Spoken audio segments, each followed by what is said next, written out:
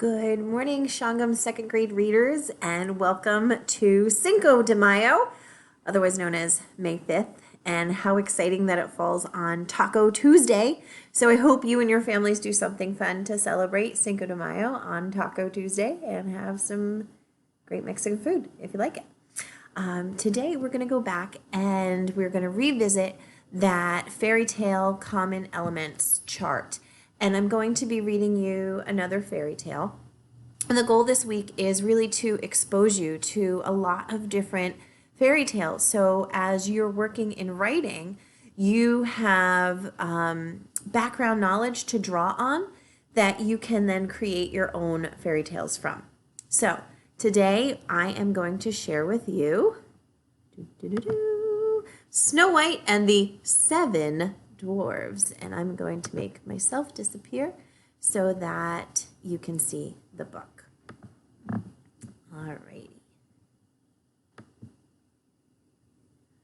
A long time ago, in a place not too far from here, there lived a beautiful little girl whose father was the king. Everyone called the girl Snow White because her skin was so fair, just like her mother's. Snow White's mother had died when she was just a baby, and so for many years the whole community helped raise Snow White. One day, Snow White's father married a woman who did not love Snow White. She was quite mean and very vain. Every day, the new queen would look in her hand mirror and say, "Mirror, mirror in my hand, am I the prettiest lady in this land?" For years, the mirror would simply say, "Yep." But then one day, the mirror said, "Nope." You see, Snow White had grown from a girl to a lady. This was all the mirror had been waiting for. Snow White was always the prettiest in the land. Her beauty far surpassed the queen's, for Snow White was beautiful both inside and out. This made the queen furious, and she banished Snow White to the forest. Snow White loved everyone, so she made lots of friends in the forest, and soon learned to be quite happy there. Her closest friends were 7 wonderful dwarves. One day, the dwarves asked her to join their loving household. This was not quite what the queen had in mind when she had banished Snow White. The queen kept asking her mirror if she was the prettiest lady in the land, but the mirror just kept saying, "Nope." This made the queen so angry that she decided to get rid of Snow White for good.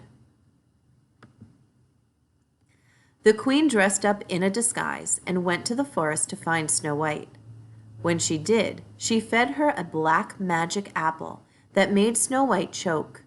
Snow White fell to the ground, and the queen hurried back to the castle to speak with her mirror once again. What the queen did not realize was just how many friends Snow White had made in the forest. The forest animals ran to find the dwarves so they could help Snow White. With one quick slap on the back from one of the dwarves, the black magic apple was knocked free.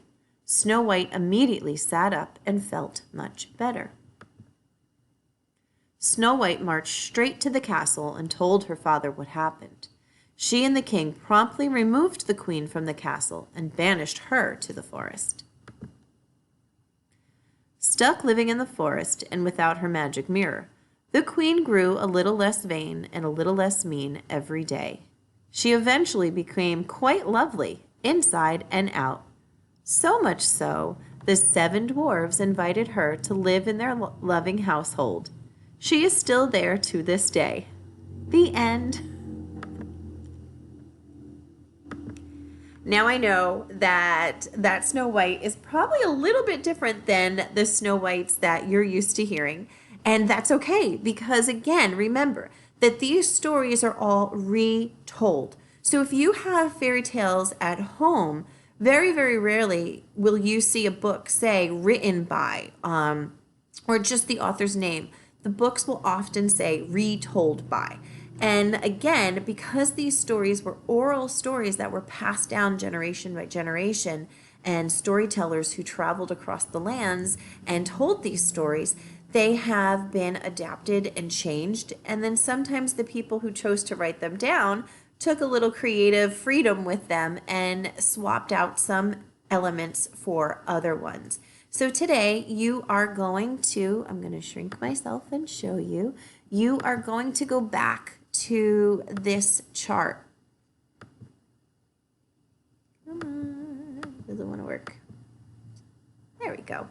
We're going to go back to the fairy tale elements chart, and you're going to fill in the Snow White story that we just read today. You're going to fill in the elements that go along with the Snow White story. Now I know you're all thinking, Miss Shelia, we already did this last week. And I heard from a lot of you last week that you were all saying the same things about writing. We did this already. We wrote a poem already. And like I told many of my students, if we were in school, we would be doing this every day. And even with writing, we would be repeating those assignments. We don't just do something once and move on from it and forget about it. When you are learning something new, you have to do things over and over again to really get the concept, to make sure you understand it. And it helps us strengthen our reading comprehension by doing this. And on the flip side, it really also helps us prepare for our writing. Because if we can break apart all of these elements in all these different stories, it gives us a bag of tricks to work with to then write our own fairy tales, which is what you are working on this week with Mrs. Giordano. So I don't want anyone to complain that you have to do this again. This is all part of becoming a stronger reader and a stronger writer. So I want you to complete this chart today. And again, I know that you've done this before, but this is practice. You don't learn to ride your bike without training wheels in one session. So we don't learn all about fairy tales in just one book. We have to read lots of them and practice with it. If you have any questions, please reach out to your teachers and we'll be more than happy to help you with this. Have a wonderful Cinco de Mayo, everyone, and I will see you tomorrow. Bye.